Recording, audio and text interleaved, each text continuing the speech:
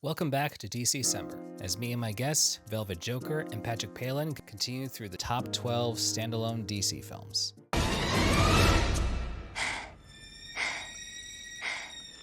Meow. Now for the top 4, which at this point, it's all gonna be dark. All right, we got the Penguin. Leather fetishes are definitely the theme of that movie. Oh yeah, this is one of DC's darkest films, I would say, just because this is pretty much a precursor to a lot of Tim Burton's storytelling. Though I gotta say, like, Danny DeVito, Michelle Pfeiffer, along with Michael Keaton, they all did really well as these characters. Even though with Penguin's character, it's very different than what we're used to before or even afterwards, just because I always felt like they pretty much added Killer Croc's origin in the mix, with the whole being like looking freakish and being dumped, because that was basically Killer Croc's origin. Interestingly enough, Penguin's dad in that, if you guys remember, was Paul Rubens. That's right. Pee Wee Herman. Yep. Yeah. And they have history, right? Because Tim Burton, one of his earlier movies was Pee Wee, right? Yeah, he worked on, I think it was Pee-wee's Big Adventure. Yeah.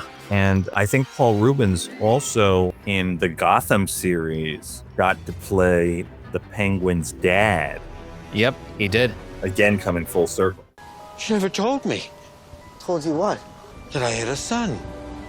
With Forever and Batman and Robin, it's like they were definitely starting to go further back to the 66 themes, but with Batman Returns, I felt like that was very much like, hey, it's the early 90s, let's try to adapt these characters like it's the early 90s, while still trying to give Gotham City this kind of feel where it doesn't look like it's exactly set in any one point in time. And I really appreciate that. So I feel like Batman Returns, the take that Tim Burton did with that interpretation of the characters, is similar to how Nolan did his own take, where it's like, hey, we're in the 2000s, we're going to do something modern. I agree, because even though there's some things from the 90s in that movie, it does have a timeless feel, because Gotham, in both Burton movies, they have this noir kind of aspect, and they made Gotham like its own city. It's not New York, it's not Chicago, it's just its own town. It's like its own world, really. Mm-hmm. Though it is kind of weird of what they've done with the takes, like, because for Catwoman, where she's,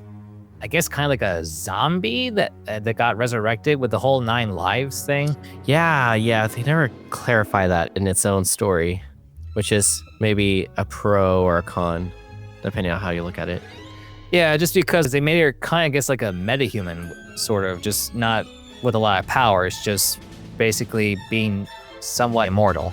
Yeah, but suddenly she had agility that she didn't have when she was a secretary. Just magically, she had agility. She had cat powers. And then Christopher Walken, really fun character of Max Schreck that he played. Yeah, before they decided on that name, Max Schreck, they were thinking that perhaps making it like a Penguin's brother, like that would be like the favorite son of the Cobblepots. Yeah, I could see that. Because I gotta say, even though Penguin's origin was kind of sad, I didn't really feel too bad for him, just because of how he was acting in the rest of the movie. Just like how he just wanted to kidnap a bunch of children, how he treated other people, especially with the ladies. Like his attempts with Catwoman, like, while funny, I'm just like, oh god, it's just too gross. Just the pussy I've been looking for. It's chilly in here. I'll warm you. Down, Oswald. In the very beginning, they're showing his origin. They imply that he eats a cat. And I'm like, whoa. Like, well, if you're eating cats from that young of an age, I'm probably not gonna I'm gonna feel too sympathetic for this character. When I first saw it as a kid, like I felt kind of sad, but then once I saw the rest of the movie, even though with his death, it still felt kind of sad. But nowadays, I feel like the guy was a creep, and I would say even borderline pedophile, just like trying to kidnap the firstborn sons. Killing sleeping children. Isn't that a little, How do you guys like the score in this movie? Hauntingly good. Like Danny Elfman really did well with the tones, different character themes, because I really liked what he did with Penguin and Catwoman's theme, along with, of course, with Batman's own. Yeah, it feels very Tim Burton-y, and it feels like Elfman and Burton. It's a nice merging of the two. Yeah, and it's interesting that this movie, along with Forever, we see Batman where he's really falling in love, because I always felt like with other movies, it was just thrown in there. But as usual when it comes to Catwoman, there's always seems to be some kind of unique attraction that seems more natural. Mistletoe can be deadly if you eat it. But a kiss can be even deadlier if you mean it. One thing I want to say for Returns, would you call this a Christmas movie? That's how I treat it, yeah. Kind of like how people treat Die Hard as a Christmas movie. Yeah, it happens during Christmas. It's a Christmas movie. Merry Christmas, Mr. Wayne. Goodwill toward men.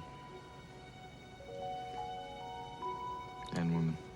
Thanks for watching today's episode. If you enjoy the commentary, be sure to check out my guest podcast channels. Click the links in the description box to find out more details.